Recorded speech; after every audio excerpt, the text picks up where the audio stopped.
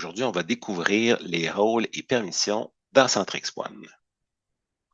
Si vous travaillez en équipe ou en solitaire, ce webinaire va vraiment vous aider à améliorer votre navigation dans Centrix One. Aujourd'hui, on va regarder comment maximiser la vue dans votre fiche client. Donc, quand vraiment vous allez rentrer dans un contact, vous allez pouvoir dire si vous voulez faire masquer ou afficher certains champs, comme souvent la salutation, on voudrait peut-être la retirer, peut-être le téléphone numéro 2, le télécopieur, et ainsi de suite. On va pouvoir regarder ça aujourd'hui.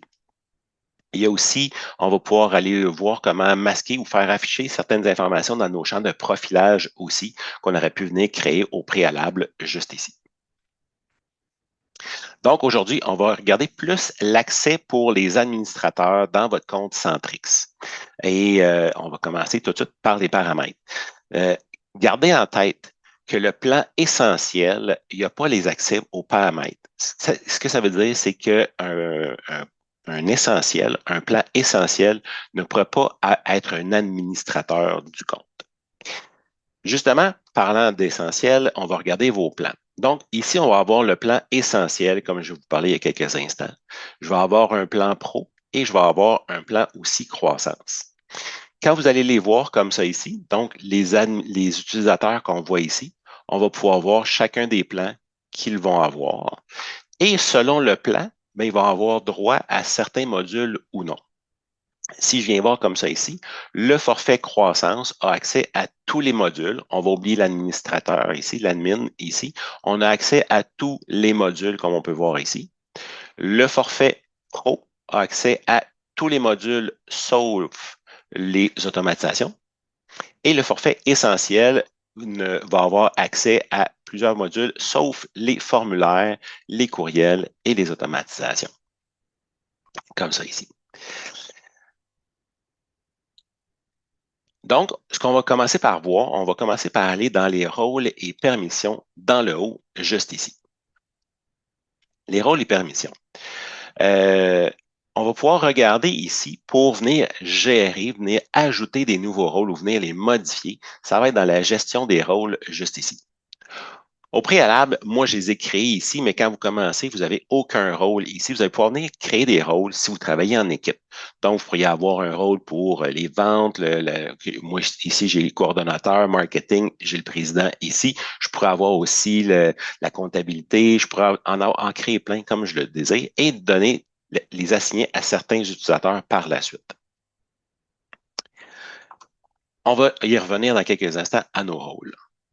Là, ici, on va pouvoir y aller. On va pouvoir venir voir chacun des modules et de façon très granulaire nos informations.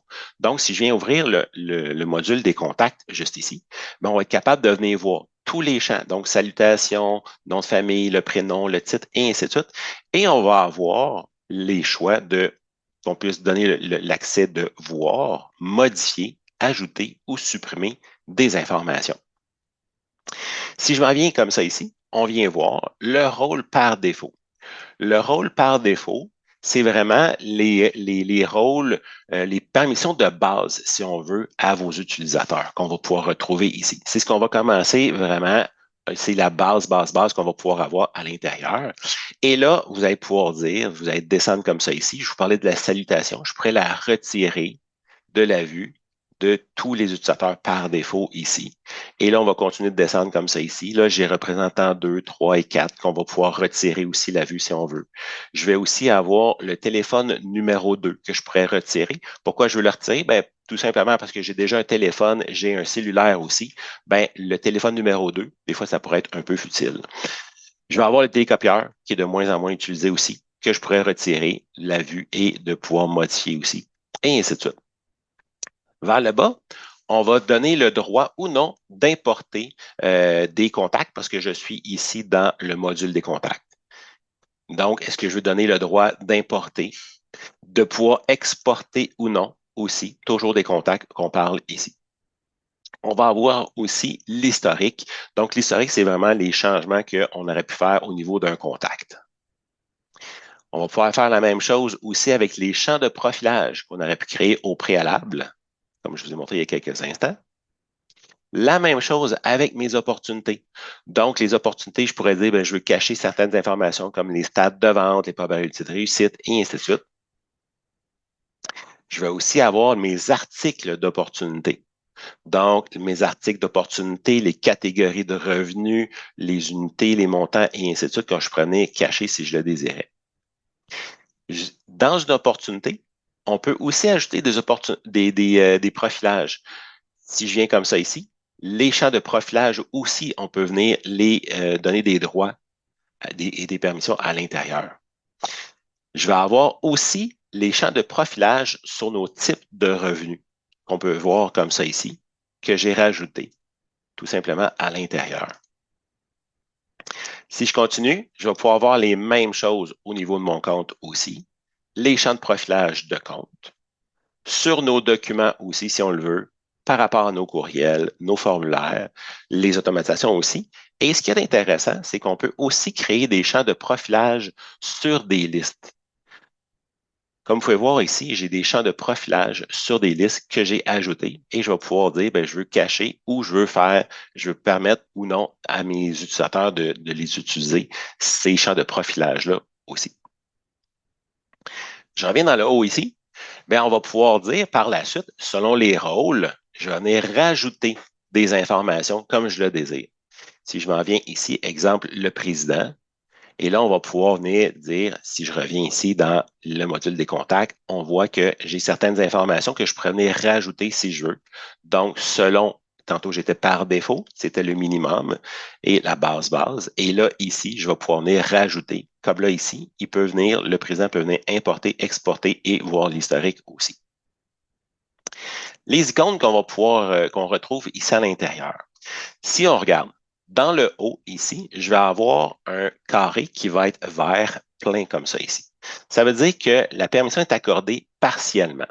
Si je m'en viens voir ici, c'est logique, on le voit ici, j'ai certaines informations qui ne sont pas cochées. C'est pour ça que ce n'est pas toutes les cases qui sont cochées dans cette colonne-là ici. Par la suite, on va retrouver ici avec le fond, le petit crochet et le fond blanc à l'intérieur ici. Ça veut dire que la permission, elle est accordée. Si j'en ai qui sont en gris comme ça ici, avec le petit crochet dedans, ça veut dire que la permission est accordée au niveau du rôle de par défaut. Si la case, elle est vide comme ça ici, ça veut dire que la permission est non accordée.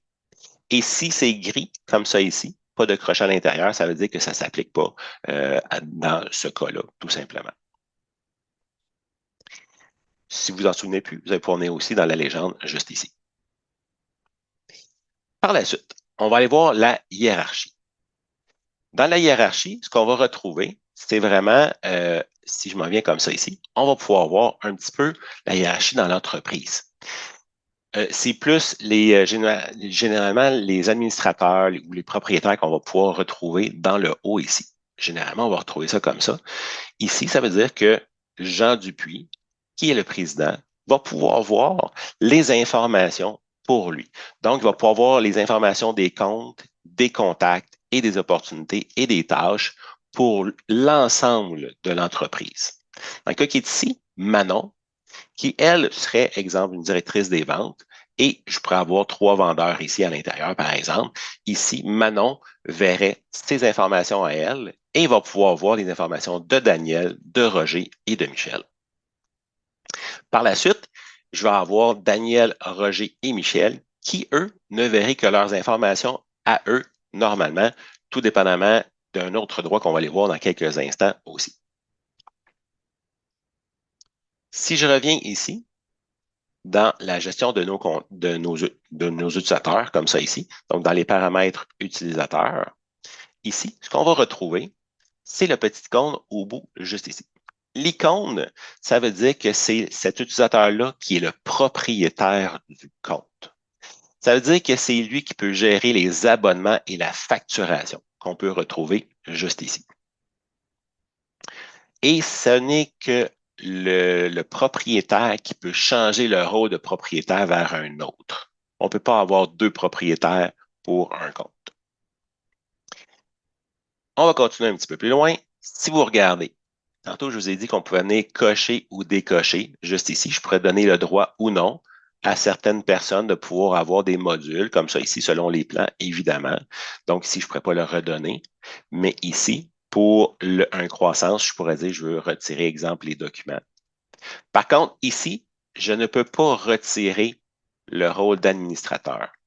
Le rôle d'administrateur va se donner ou se retirer à l'intérieur d'un utilisateur, juste ici. Et ça va se retrouver ici, cet utilisateur a des droits d'accès d'administrateur. Faites bien attention. Si vous donnez ce droit-là ici, comme j'avais il y a quelques instants ici, on vient voir Roger. Roger pourrait retirer le droit d'administrateur. Il pourrait même changer toutes les informations du président ici, Jean Dupuis. Si on regarde à l'intérieur, on va retrouver dans la partie de gauche ici les informations de base. Le prénom, le nom, l'adresse, le téléphone, l'adresse courriel, le téléphone, et je vais avoir le nom d'utilisateur ici. Le nom d'utilisateur, généralement, ce qu'on suggère, c'est toujours d'utiliser l'adresse courriel, tout simplement. C'est plus simple pour s'y retrouver. Dans la partie de droite, par contre, cette fois-ci, on va retrouver la notion qu'on a vue il y a quelques instants, les rôles. Donc, j'avais le président, coordonnateur, marketing, vente, et ainsi de suite. Donc, c'est ici qu'on va pouvoir venir assigner ce qu'on veut comme rôle à cet utilisateur-là. S'il n'y a pas de rôle, ça veut dire qu'il va tomber par défaut avec les informations de base.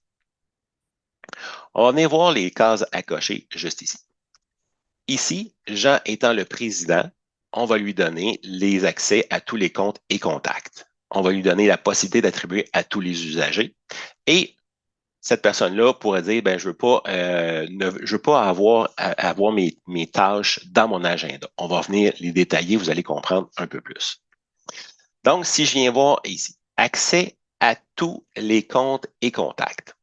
Ce que ça veut dire, c'est que ceux qui sont dans ma hiérarchie, si c'est coché ici, ça veut dire que j'ai accès à tous les comptes et tous les contacts, que je peux voir les listes.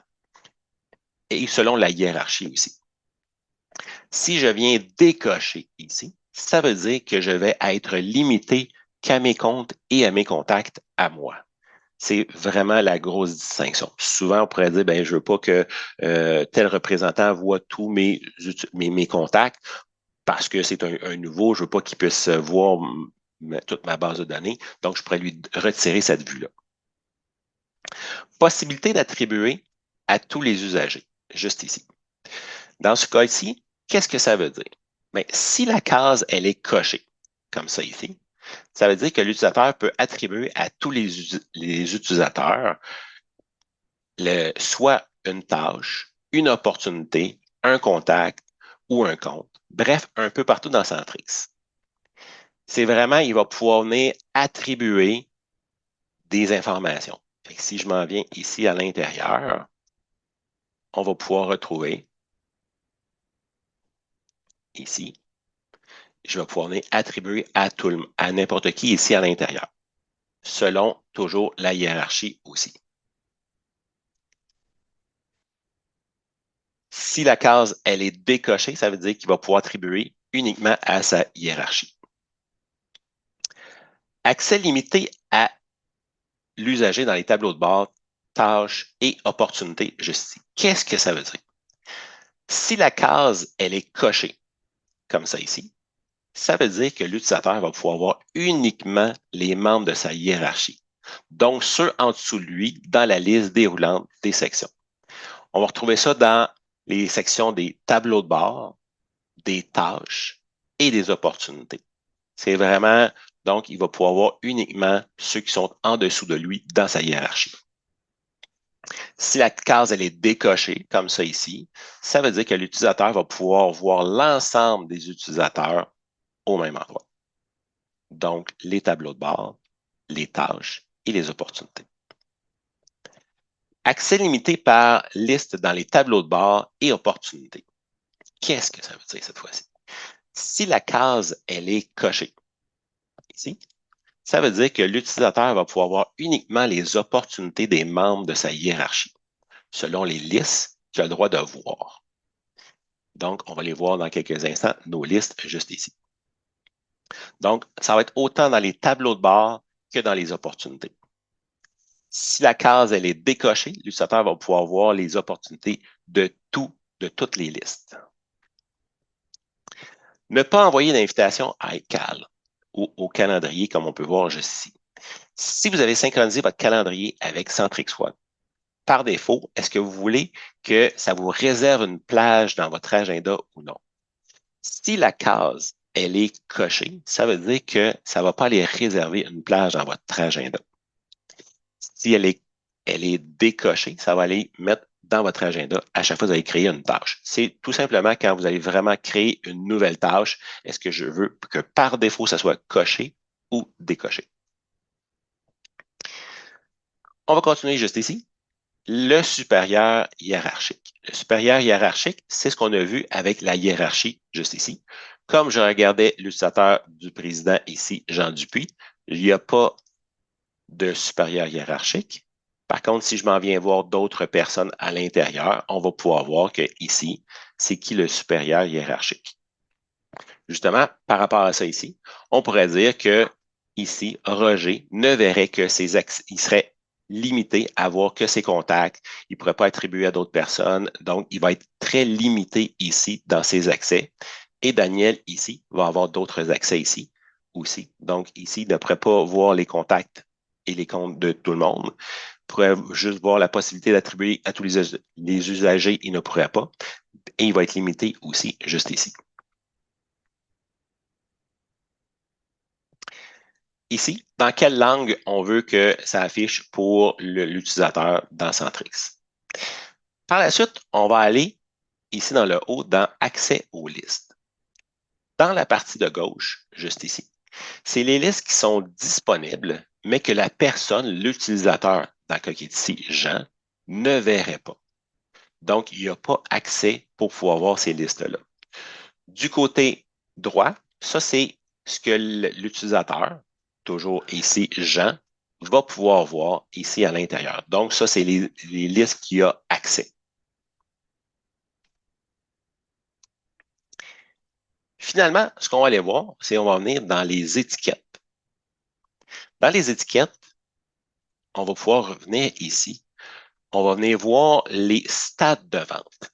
Dans les stades de vente, ceux pas avec les petites flèches, mais vraiment ceux à l'intérieur ici, quand je vais venir le modifier, l'éditer comme ça ici, on a les fonctionnalités avancées dans le bas. Quand je vais venir cocher, on va voir qu'il y a des cases qui vont apparaître comme ça ici. Si je viens cocher les deux premières, qui se ressemblent beaucoup, ne pas afficher les opportunités à ce stade dans le tableau de bord. Ne pas afficher les opportunités à ce stade dans les opportunités. Ce que ça veut dire, c'est que le premier contact à faire, qui est un stade de vente, qui est un stade vraiment de vente comme ça ici, si je m'en viens ici, j'ai coché ici, donc je veux les masquer. Je vais venir ici, dans mon menu principal, dans mon tableau de bord, dans mes opportunités ici. Et là, je vais avoir mes stades de vente. Comme on peut retrouver ici, premier contact à faire ne se retrouve pas ici. La même chose si je m'en viens dans mes opportunités, autant dans mon aperçu que dans mon rapport. Si je m'en viens dans mes stades de vente, ça va être la même chose. La personne ne pourrait pas pouvoir voir le premier contact à faire. On ne le fera pas afficher. Si je reviens comme ça ici, et si je faisais le contraire, là, on va pouvoir les voir apparaître ici dans mon aperçu. Et là, je vais avoir mon stade de vente. Premier contact à faire, comme on peut voir juste ici. Par la suite, toujours dans nos étiquettes, toujours dans l'étiquette qu'on avait tantôt, premier contact à faire, je vais avoir ici, limiter la sélection du prochain stade de vente. Qu'est-ce que ça veut dire? C'est ici, on va pouvoir voir, j'ai plusieurs stades de vente à l'intérieur. Je vais pouvoir retrouver ici l'ensemble de mes stades de vente. Donc, je pourrais dire ici, premier contact à faire. Les autres possibilités par la suite, ça va être en attente d'un retour d'appel, appel de courtoisie fait, prospect contacté, mais occupé. Ça va être les seuls choix que je vais avoir. Et je pourrais dire aussi, restreindre la sélection du prochain stade de vente à certains rôles. Donc, tel rôle, précisément, je veux que eux ne voient que ces possibilités-là ici. On va aller voir où est-ce que ça va nous donner cette information-là. Donc, on a dit premier contact à faire, et après ça, je vais avoir en attente d'un retour d'appel, appel de courtoisie fait, prospect contacté, mais occupé. Ce qui veut dire que quand je vais venir ici dans mon aperçu, et je pourrais dire, je veux juste voir mon premier contact à faire, j'en ai un ici. Quand je vais venir à l'intérieur de cette opportunité-là ici, j'ai mon premier contact à faire. Là, je l'ai limité, désolé. Ici. Donc, je ne vais pas le limiter. Dans mon aperçu, ici, je n'ai que ces trois possibilités-là, ici, comme vous pouvez voir. Par contre, si j'arrive dans un autre niveau d'opportunité, ici, j'ai accès à tous mes stades de vente, comme ça ici. Si je reviens ici, finalement, dans premier contact à faire toujours, je vais avoir restreint la sélection de ce stade de vente à certains rôles. Donc, je veux que certains rôles en particulier puissent voir ou ne pas voir ce rôle, cette étiquette-là ici. Donc, ce stade de vente ici.